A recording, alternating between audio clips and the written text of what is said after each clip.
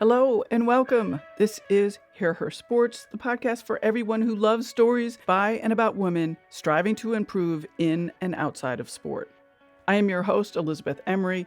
Since the very first episode 8 years ago, I've talked to female athletes from a range of sports, ages, abilities, and goals. Obviously, you are already here listening, but check out the full list of guests with all of the show notes and images on hearhersports.com. After a bunch of World Cup cross-country ski race reports, it is fun to be back to a full episode, although we aren't straying far from skiing. Today, I am talking to Alaskan adventurer, cross-country skier, and wildlife biologist Kristen Rozell. Kristen moved to Fairbanks, Alaska in 1997. We talk about how that all went down, because Alaska was never on her radar until she found herself unexpectedly with a job in Denali National Park. Now, Kristen works for a private consulting firm as a wildlife biologist, conducting nesting studies on geese and sea ducks on the North Slope of Alaska. She's also worked all over the state, conducting breeding bird and migration surveys. Kristen has been a cross-country ski coach since 2004. She coaches a high school team, has led for 15 years a training program for adults, preparing for 50-kilometer skate ski races. And she teaches group and private lessons through the Fairbanks Nordic Ski Club.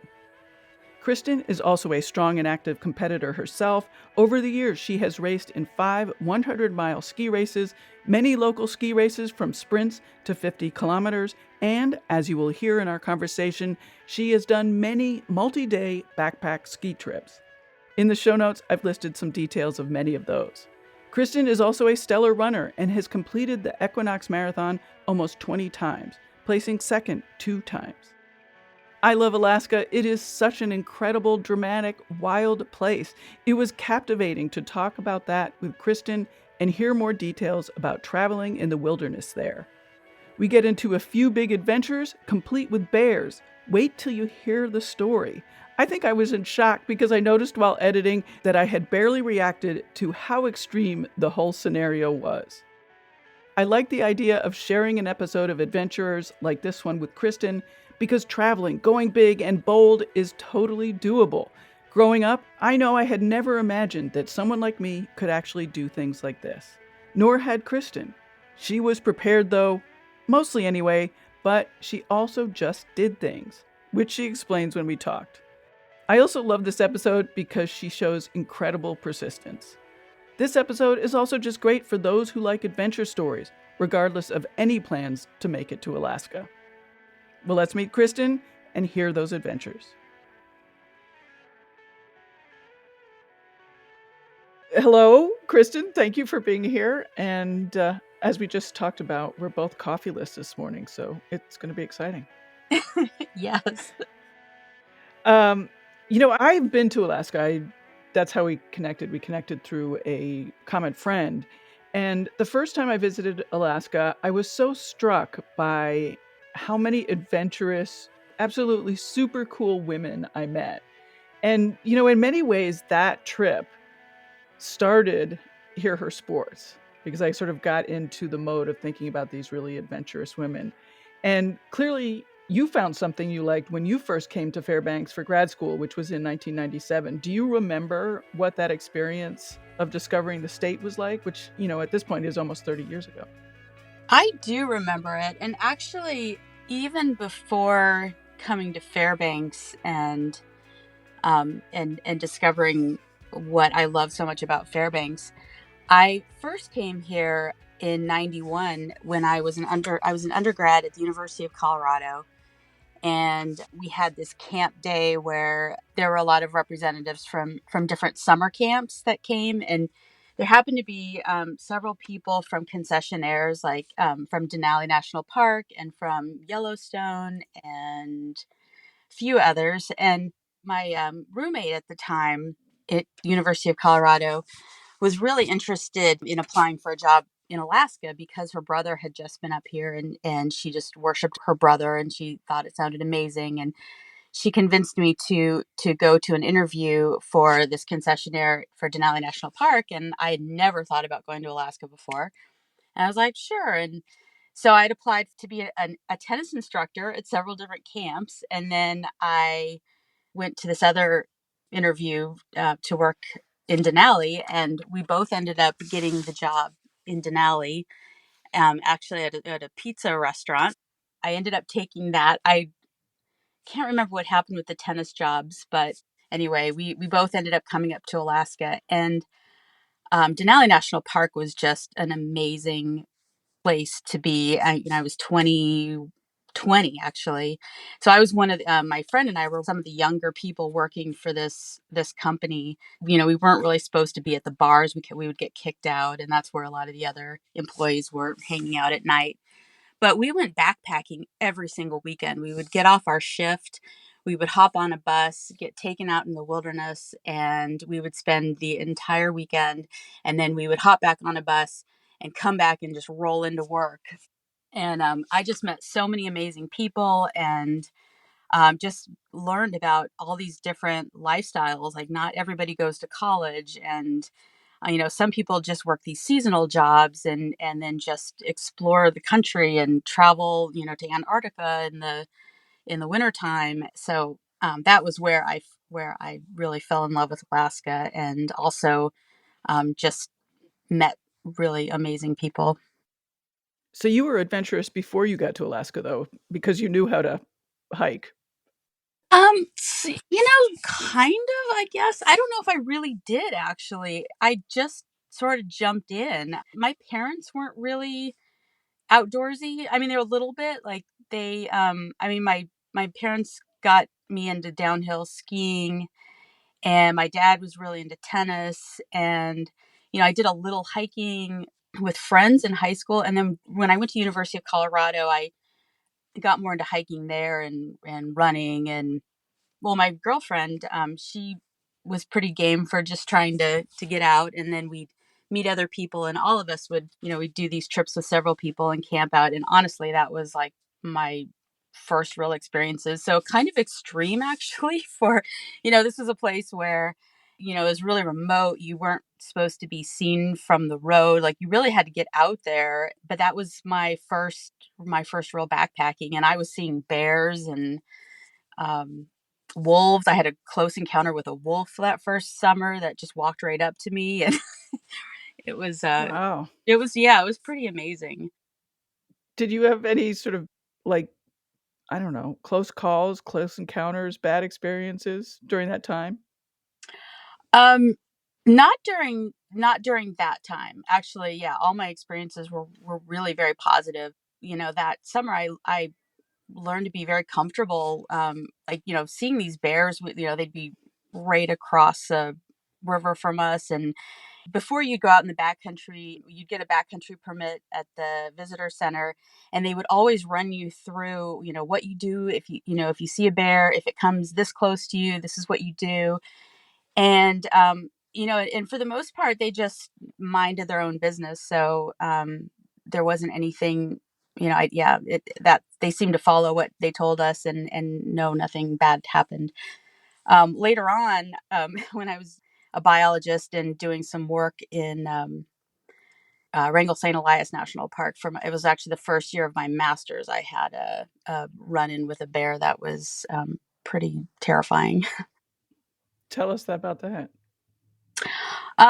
Well, it was early in the season, and we had just started. So, I was working for USGS out of Anchorage. I just moved from Juneau to, well, I was moving up to Fairbanks, but I had first moved to Wrangell St. Elias National Park to start a master's program, my field work for a project. I think this was May, um, late May, and we had just set up plots where we were going to be working, and we were doing a combination of nest searching and breeding bird surveys in spruce bark beetle disturbed forest sites. So we had a lot of different sites we would visit around the park and then outside in different areas. So we would work in pairs, but we would split up. And so we would usually do two different things. One person would nest search while the other person would do a bird survey. So this one morning I was nest searching, and on the other side of this plot where I was working was my coworker. And so I heard, it was about 7 o'clock in the morning, and I heard a car horn honking down, like way down on the road. And I was like, I wonder what that is. And I'm like, I wonder if that's our vehicle. I was up on on a hillside. So I tried to see, I had my binoculars, tried to see if I could see the road, couldn't see anything. And then I hear the bushes rustle. And right then I go, hey bear, hey bear. I see this head pop up, and this bear just runs right at me. And I pulled out my pepper spray and sprayed it for several seconds. And then it just hauled up on its back legs. And then it just Oh, like bat me down to the ground and pinned me to the ground by my head. And then it so actually when I worked in Denali at my second summer there, I was actually doing demonstrations where I would tell people all the things to do if you when you run into a bear, at different distances. And so the one thing that was never discussed was like, if you pepper spray a bear, what do you do? I mean, you assume that you pepper spray the bear and then it goes away, and that's not what happened. I do think it eventually worked, but it took a little bit. So I think it had enough momentum coming at me that it managed to get me down, and it kind of bit me and pushed me around a little bit. But then I was able to crawl and walk out and yikes. didn't see it again. I know it was super super lucky. Yeah, I'll say. Very very scary. I mean, did you change your behavior or anything after that? Oh yeah. I mean, I was terrified. I really was comfortable in the woods by myself. I loved it. I loved doing this bird work where you're just following, following birds, listening, like you're following them, and you're finding their nests by their sounds and behaviors, and you're really keyed into the environment. And it was so peaceful, and I loved it. But after that experience, it was scary to be quiet. I wanted to be loud when I was moving around. And well, and actually before that, I should back up. I spent about a month healing. I had stitches, and then just mentally trying to decide what I was going to do. And I realized, like, well, this is my master's. Am I going to be able to go back? Am I going to be able to stay in Alaska? Am I ever going to be comfortable in the woods again? Am I cut out for this? And I kind of had to go through all this and then come around and decide I'm not going to be controlled by this fear. I'm not going to let it, you know, change everything I love. And I'm just going to have to figure it out. And it took time, and it still creeps up, especially camping. I don't sleep well like my first night in a tent, and I usually get more comfortable. I'm definitely a lot more aware of my surroundings, and I do shotgun training every year, which we're required to do. But I a lot of times I would like to carry a gun and just have that. But I still feel very comfortable using pepper spray. I don't really want to. I don't want to kill a bear, and I'm glad I that bear did its bear thing, and we both walked away. So I yeah, I've definitely changed from it though. But I'm okay, and I'm back out there. So Yeah, that's sort of a good story because one of the things I talked about these women that I met when I was in Alaska, and I mean, sort of a corollary of that is just realizing how rugged it is out there. I mean, I've done hiking and camping and stuff, but none of it compared to what I saw in Alaska, just how remote everything is. right, yeah, it is. And that's what I realized about Denali when I first was there was, this was a park where once you get past the entrance, there are no concessions there. Well, there's maybe a couple of lodges out there, but like where I was going out, there's nothing. I mean, you didn't see anybody, you didn't see anything. And it was you were really out there. And that was my first, real hiking, camping experiences. And so it wasn't until later when I'd go to other parks and I would realize, like, oh, this Denali was really, really different. And that's a national park. I mean, then you go to other places in Alaska that aren't parks, and, rivers, and other trips we do where, yeah, there's really nobody. You're just having to rely on yourself and try to make good decisions. So we kind of skipped a lot of time. So you were there for this trip to work in Denali, and then you decided to go to grad school there.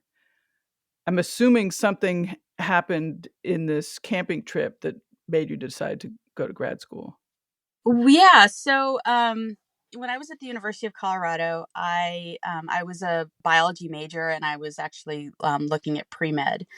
When I went to Denali, I I was doing all this backpacking, and I met a guy that I started dating later, but he was a guy that I was doing a lot of trips with, and he was this incredible naturalist. He knew all the birds, he knew the animal tracks, and he was just so knowledgeable about everything. And also, I learned a lot about backpacking from him, and how to dress, and a lot of different sort of wilderness skills. But it kind of changed my focus with biology. I decided that maybe wildlife biology was something, a direction I would like to look at. And so kind of after that summer, I switched gears a bit. Had the same major, but I started taking more wildlife classes. And then, like a couple summers after that, I did my first field biology, like found a field biology opportunity in Hawaii, and then did another one in Alaska. And yeah, then was just pretty much hooked after that. And are you thinking of yourself at this point as, I don't know, a rugged adventurous, an athlete, or like how did you think of yourself in sort of the wilderness sense? um Gosh, not really. I No, I was just pursuing what I enjoyed, and what made me happy, and I was just trying to learn everything I could about doing these trips, and about the gear, and learning about wildlife, and then just trying to figure out what I needed to do to how would I make this into a career. And I was just like looking into volunteer opportunities at the university, and then found this. It was called Student Conservation Association, which is where I took a semester off and managed to get this opportunity in Hawaii working with endangered birds, and that was amazing. I was in Denali at the time. It was my second summer, and I was working as a waitress. So I had taken the semester off, and I was trying to get something lined up for the fall. So I had already taken time off school, and I was hearing back from Hawaii. That was one of the places I had chosen, and they were kind of dragging their feet on me, and it sounded like it wasn't going to work out, and I wasn't really sure why. But I kept checking back, and I'm really interested. I really would like this opportunity, and I had no experience. I had nothing to base it on, but I was just kind of getting desperate, and I just really wanted them to give me a shot, and finally they did. And so I went right from Alaska to Hawaii, and that was my first field job. And I found out later that the reason they didn't want to hire me was because they had a crew of I was 21 at the time, and they'd had a crew of like 24, 25-year olds, and they were big partiers, and they turned out to not be very good volunteers. And so they decided they wanted to go older, and so they were That's really great. holding off on me. Like they I think had a couple that were 29, and so they needed a fourth, and finally they just gave in to me. And so when I got there, I just was like really decided I was going to prove myself. But the other thing that happened was, of the four of us, there we were doing a lot of hiking.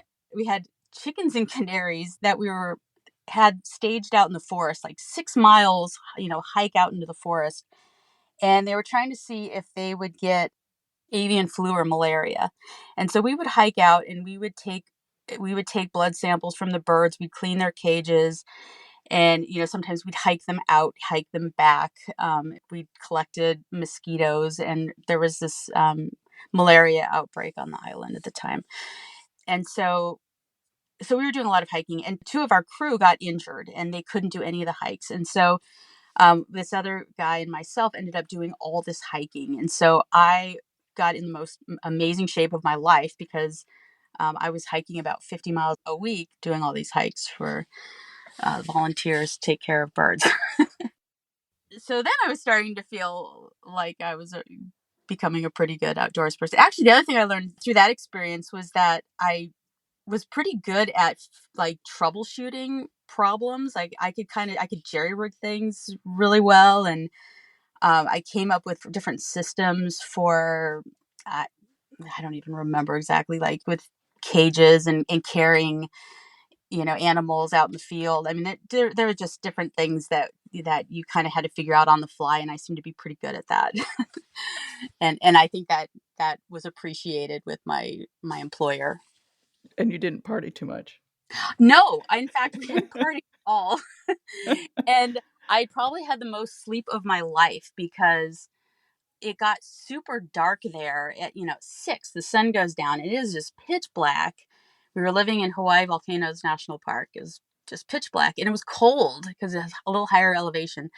And we had this really drafty house that we stayed in.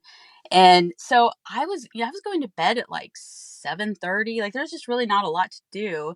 And we were pretty tired from all the work we did in the day. So I'd go to sleep at like 7:30, and then and I felt amazing. I never had so much sleep in my life. I was kind of a night person, so I would stay up really late and I would live on like 6 hours of sleep for years and years. And that was the first time I was like, oh, hey, sleep's pretty good. And so what's Fairbanks for you now? What's it like now? Oh, what's it like now? Well, it's I'm married. I have a 17-year-old, and I work as a wildlife biologist. I coach high school skiing, and still do trips with my family in Alaska and outside Alaska. And I mean, all the things I got into here, I still enjoy. I do a lot of running. I do a lot of skiing, and yeah, I always find this place to have endless opportunities and things to explore.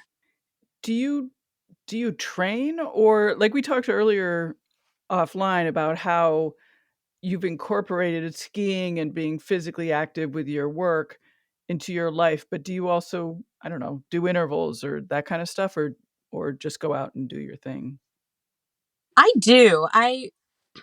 So what I've been doing the last, I'd say 3 or 4 years, pretty religiously, is I do strength training. I've really found that to be super important at this age. We started a what's it, Fairbanks Master Ski program about in like 2020, and we decided that we wanted a program that was that. Well, we have um, this program for kids, basically, that's like full training for kids that want to be more competitive skiers.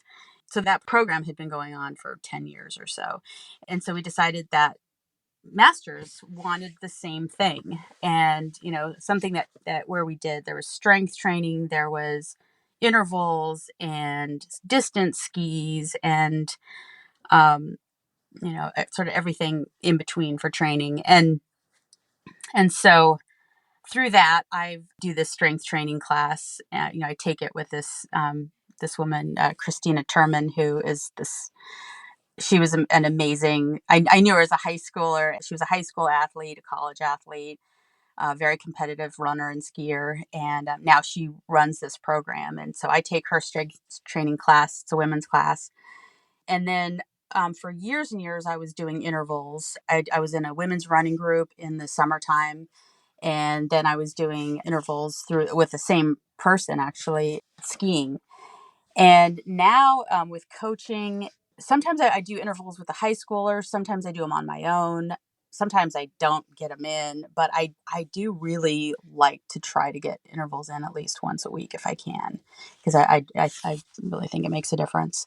And then I also try to do longer distances on the weekends. So my training, it's not really focused right now because I'm not there's not anything in particular that I'm training for, but I do still like to do races, and I'm also teaching people that are prepping for races. So I feel like I need to stay in shape too.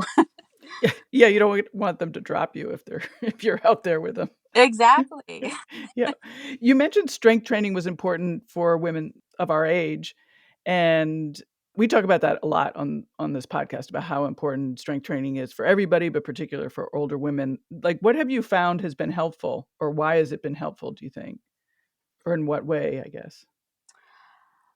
Um, I guess one thing. So I was a runner before I was a skier, and after I had my daughter, several years later, actually, or when I was pregnant with her, I was getting these pelvic pains that were like when I would go for these walks, or or yeah, like I would go for kind of intense walks when I was pregnant, and I would get these really intense pains in my pelvis.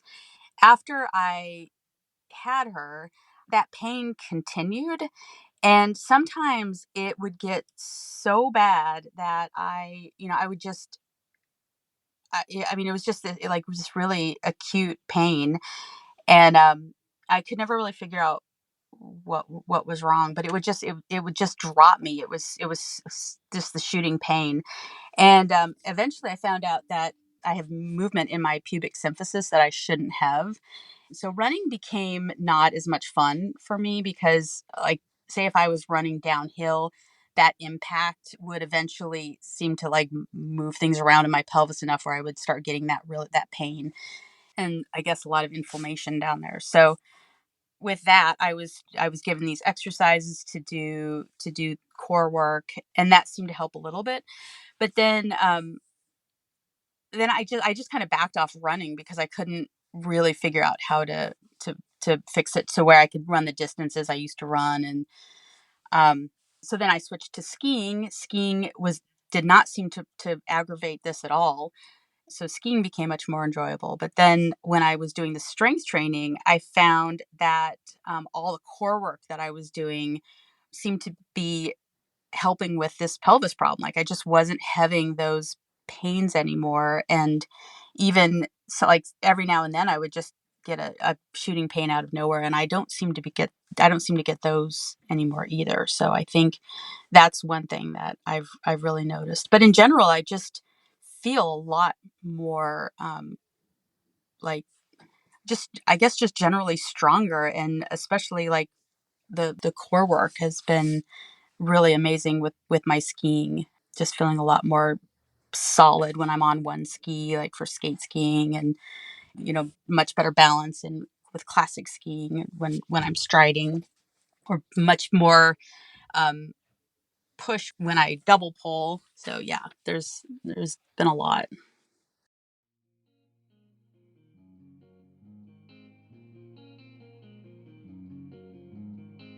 I sure hope you are enjoying this episode with Alaskan Kristen Rozell. If you are, please consider supporting the show with a cup of wonderful coffee. These days, I'm making pour-overs at home using coffee from a local roaster. All cups of coffee go to editing and producing this podcast, and therefore increase the amount of media coverage for female athletes and women in sport. A recent study found a rise in sports media coverage for women, but that rise in coverage came primarily from smaller enterprises like this one. To make a donation, go to buymeacoffee.com/hearher or to the support tab on hearhersports.com.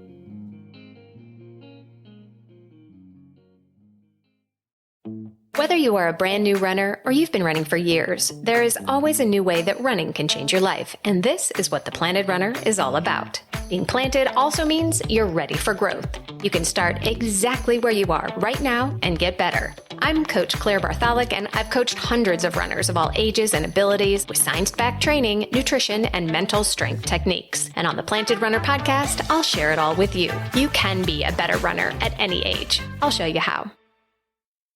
And now let's return to Alaskan Kristen Rozell and find out more about her adventures, including normal adventures like skiing to work.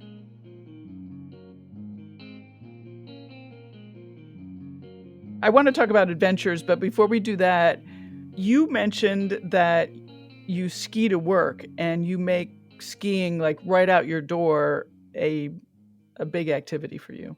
Like for me, that's hard to imagine. Like here in Cleveland, we do not get the kind of snow where you can ski out your door. So it would be really cool to hear how you're skiing to work. Okay, yeah. Well, if there's one thing that I just thought was amazing about Fairbanks or Alaska is that there are these trails just everywhere. And I mean, almost no matter where you live, you can pretty quickly access or pretty easily access some trails. But I happen to live right like north of the University of Alaska, and they have groomed trails in their backyard. And so they're actually my backyard because I live right on the northern border of the university. So we have groomed trails. We have about like 25 kilometers of groomed trails. And then we have dog trails also sort of in between those. I can just ski out my back door, get on these groom trails, ski about a mile and a half, cross one road, and then hook up onto what's part of the marathon trail and, cross another road, get into a field. People groom this field for skiing. Then I head out into a valley and there's, dog mushers and all sorts of people that have made trails between, I guess in this valley that heads to my work. So, I have a few roads to cross, but otherwise I can ski about 6 miles to work. And it makes my day that I can do that. Like I have the best days that when I can ski to work. And before that, I had another job it was also 6 miles away in another direction that I could also ski to. And at that time, it was a dog friendly workplace, and I would bring my dog, and so we would ski to work different direction, and yeah, it was amazing. And is the skiing something that, like a beginner can do, or are all of the trails and the system of trails only for sort of more advanced skiers? No. I mean, Fairbanks is pretty flat. Like we have this Goldstream Valley, which is a big area of skiing, and those trails are mostly flat.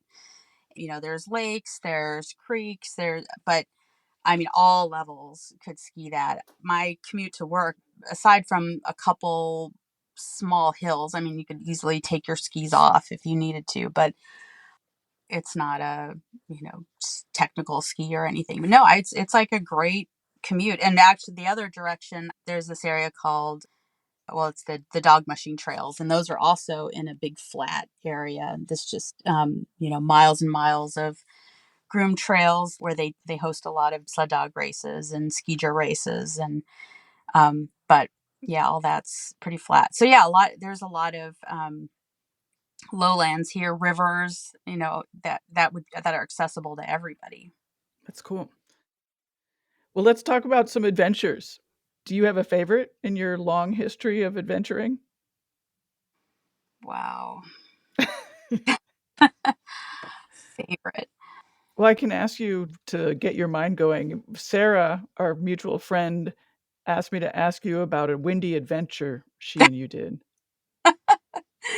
Okay. Um, yeah, so the trip that I invited her on. Um, yeah, so one thing that I do a lot of when my husband and I first got together, he was into doing longer ski stuff. I'd actually just started getting into skiing, and I had done some longer skis. I really loved like being out on skis, and he was like pulling me into some longer stuff than I'd ever done. But I remember he rented a cabin out. So we have this area called the White Mountains, which is about 20, almost 30 miles north of Fairbanks, and it's this huge trail system. There's about, I don't know, 15 cabins, and they're all about 10 miles apart, and you can do a 100-mile loop and hit these cabins. And so my husband and we just did, tons and tons of trips out there. Like on weekends, we just ski out to these cabins and spend a night or 2 nights, or spend a spring break and, go several nights. So Sarah's been in a lot of my ski classes, and she's like one of my favorite people. And she's done lots of trips, but I think she'd only been to some of the cabins in the White Mountains that are closer to the road. And I'm always telling people, like, you have to get like 30 miles from the road, and then the scenery out in this area is so different. It's so stunning. But you really have to get out there, which is hard because that means you have to be, if it's all human powered, which are all the trips I do, it takes a while to get out there, or you're just doing an incredibly long day. But, usually have to reserve cabins that are further out. So Sarah and another friend of mine, Elizabeth, who also, she'd actually never done any trips in the White Mountains. I decided I needed to get both of them out there and do a trip in the spring. And so I'd gotten cabins in April, and that's usually just a beautiful time of year here where you have lots of daylight and the skiing's amazing. Like it's fast, and it's, like maybe you're wearing shorts, and you're having to travel in the morning because it's getting kind of slushy in the afternoon. This was what I was envisioning for our spring trip. Anyway, so we get out there and we ski. The first cabin is about 15 miles out, and so we get going on the first part of the trip, and it's good conditions.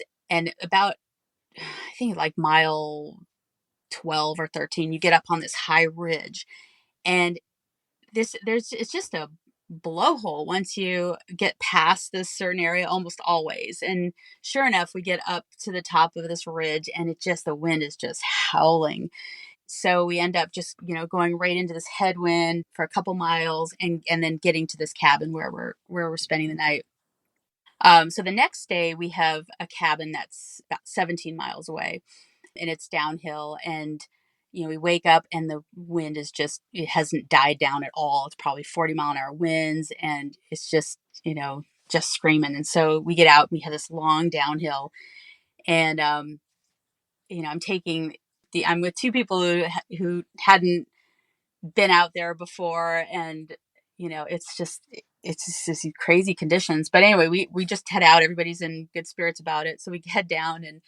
And as we're getting closer to the bottom, you could see that there's a, I mean, not, it's windy where we are, but as you look down lower, you can see that it's just this ground blizzard. You can't see the ground. It's just this like foaming wind and snow. And I'm thinking, oh no, we're going down into that. And then we have like 5 miles in like open, just, windy, open area. And as we're going down, we had two snow machiners that are heading back, and they basically warned us. They're like, you don't want to go forward. It's really miserable. And we're like, okay. And then we just ignored them and kept going. And then finally, at one point, Sarah was a little ahead of me, and I was probably like 10 meters away, and I could barely see her. But the wind was ripping so hard. I was not even, I mean, we're pointed downhill, and I'm not even moving. Like it's just holding me in place. Like, I'm thinking, I don't know if this is a good idea, because it was so bad that you couldn't stop and like eat anything or drink Oh, it yeah. without just getting so cold. And it just, or like, I mean, like you try to take off your glove would fly away. I mean, it was just stressful. And so I don't know, I just thought, I don't want to get us in a bad situation that where nobody wants to go back. Right. Yeah, so we decided to head back to the cabin where we were, and just see if anybody was there, and either call off the trip and head out, or yeah, I don't know. We were just gonna head back to the cabin and like try to eat something, drink something, and figure out what we were gonna do.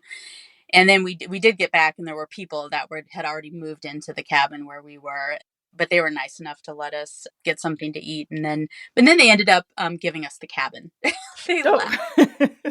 Yeah, it was really fun. It was the guys that passed us on the snow machine, and they didn't want us to end our trip. They felt bad. And so besides that day where we were heading to a cabin 17 miles away, we had another cabin that we could go to the following day if the conditions were okay.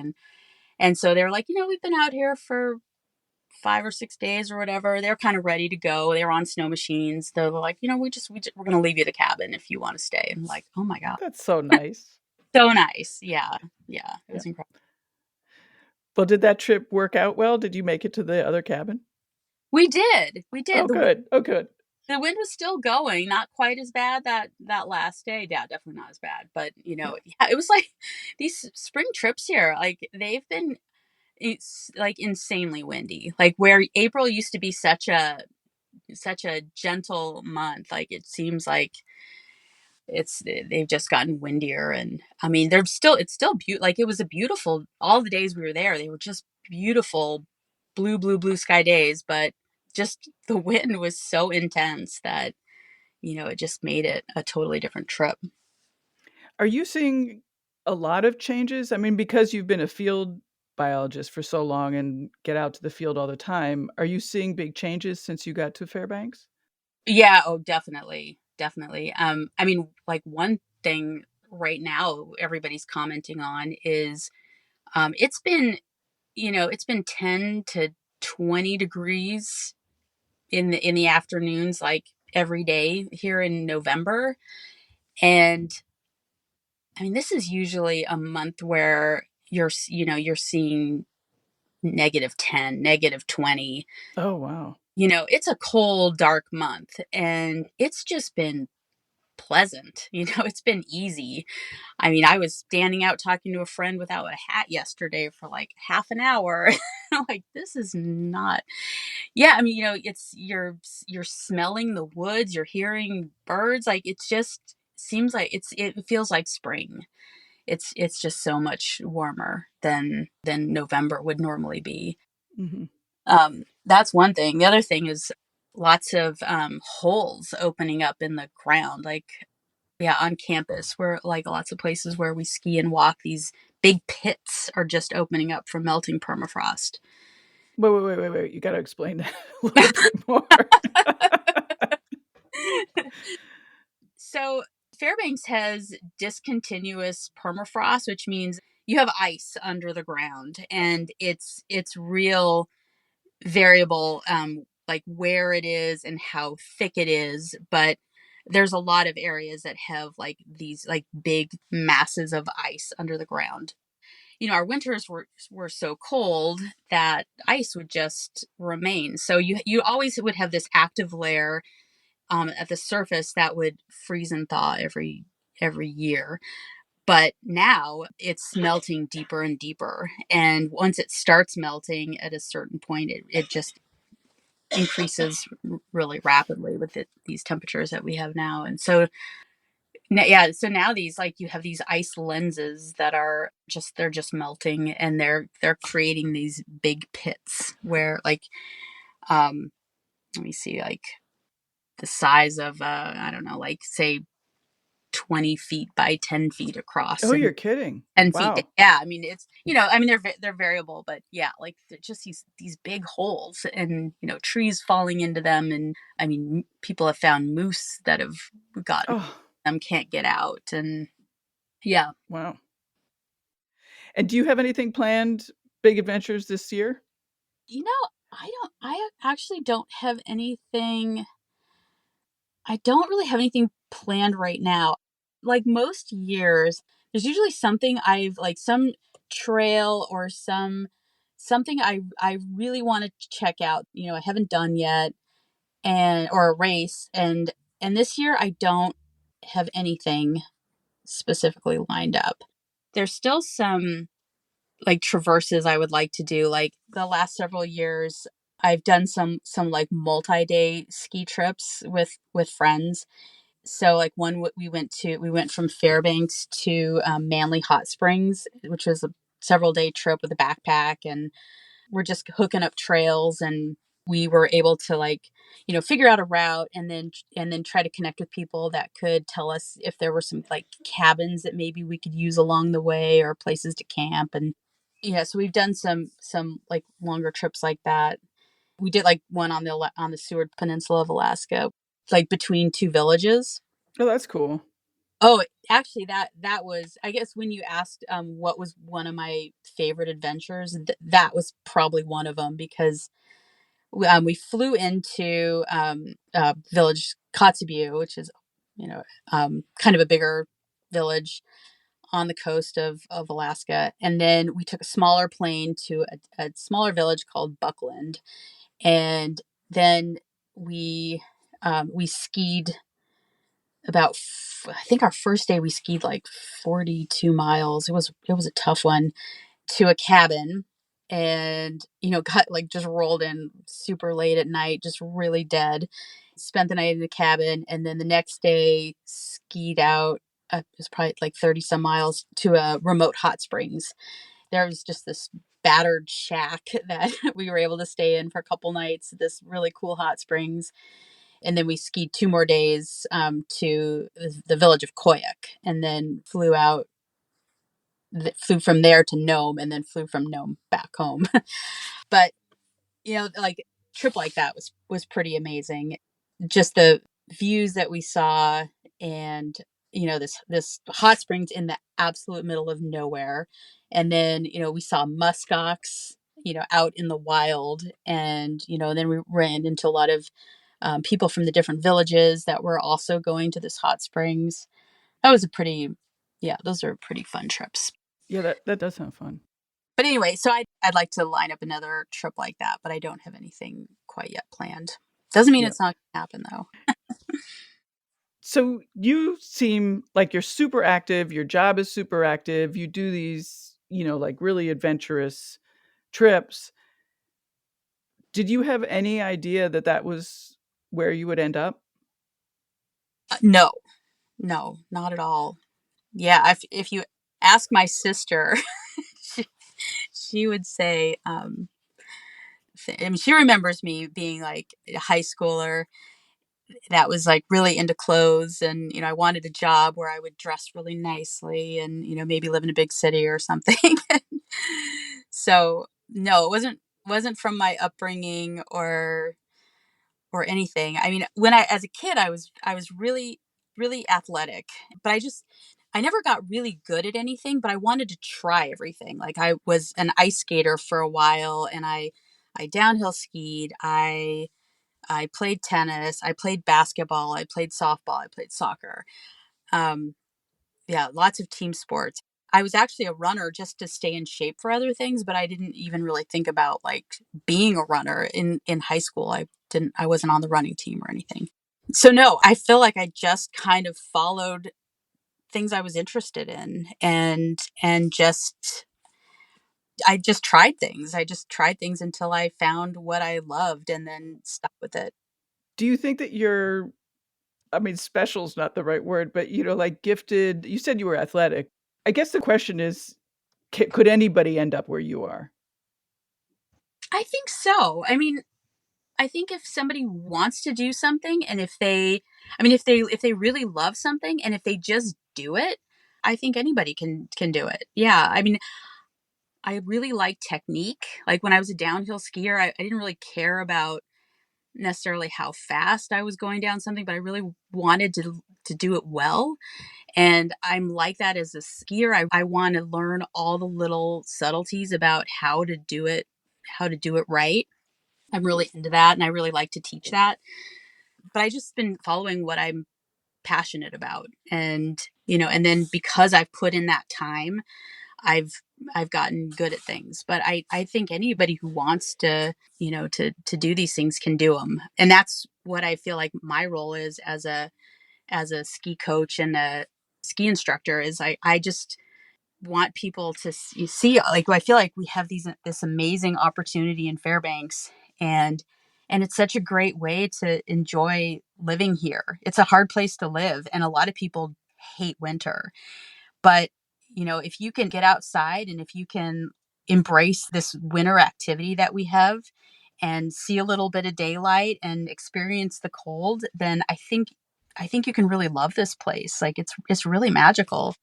Nice. It's always fun for me to hear about Alaska because, I mean, like you said, it never occurred to you to come out there before you did. And the same with me. And I don't know. I just think sometimes, I don't know, it opened up my mind, I guess. Mm-hmm. Oh, it definitely opened up my mind. I realized how sheltered I was before I took that job in Denali. I thought every kid goes to high school and then you go to college and, you just kind of do things in a certain way and, and then you have your job and all the people that I met such a diverse group of people in that job that were, people that were just following their bliss. And I mean, there are college students as well, but just, yeah, all kinds of people, all different ages. And it was so inspiring. Yeah, it's an incredible place up here for sure. Well, cool. Well, thank you so much. It's been a real pleasure talking to you. Yeah, thank you, Elizabeth.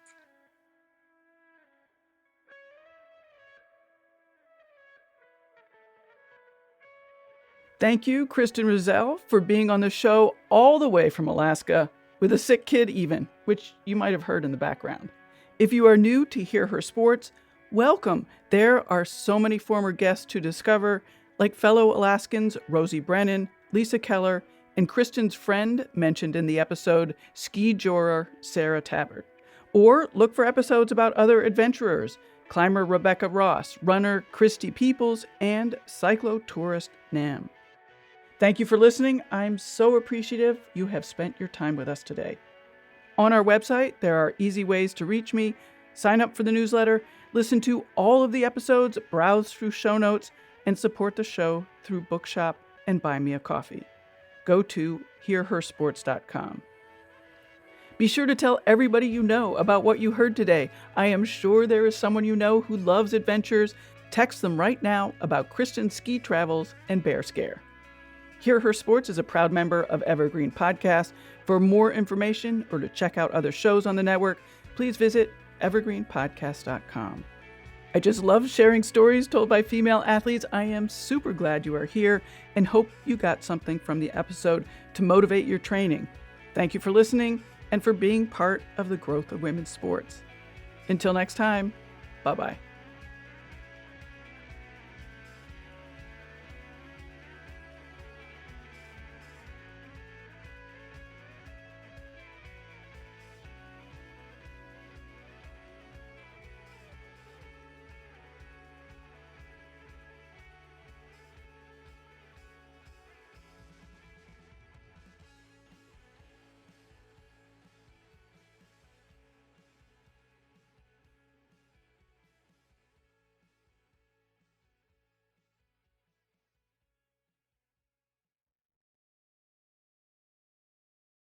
Hey there, my name is Michael Laminato and this is Pit Pass F1, a brand new podcast that'll take you closer to the action of the world's most prestigious motorsport. From Monaco to Miami and Australia to Azerbaijan, Pit Pass F1 is on the ground and has you covered. Esteemed F1 journalists Julianne Cerasoli and Chris Medland will take you inside the sport every round. They'll keep you up to date with the latest news breaking in Formula One and the most influential views shaping the world of Grand Prix racing.